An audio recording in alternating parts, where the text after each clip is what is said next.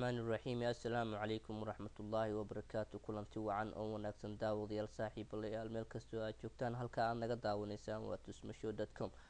haddaba barnaamijka iyaga maanta waxaan kaga ifaaloon doonaa maanta oo ah 1 luulyo 2009 islamarkaana ah maalin aada u facweyn una qiimo badan bulshada soomaaliya meel kastoo ay joogtana ay ka dabaaldegeen islamarkaana ay ku muujiyeen maalintan weyn qiimaha ay u leedahay maanta oo ah 1 luulyo islamarkaana ah maalin taariikhi ah.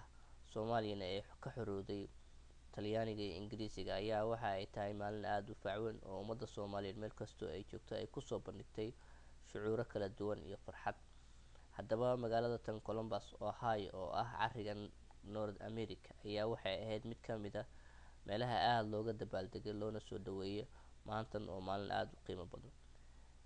sidaad ujeedaan downtownka magaalada tan columbus ohio oo soomaali badan ay isugu soo baxday islamarkaana ay kusoo bandhigeen maalintan qiimaha iyo farxadda ay u leedahay ayaa waxaa kasoo qayb galay bulshada noocyadeeda kala duwan sida ardayda jaamacadaha dhigto, macalimiinta, community leaderska, siyaasiyiinta, culimo udiinka iyo saxafiyiinta intaba.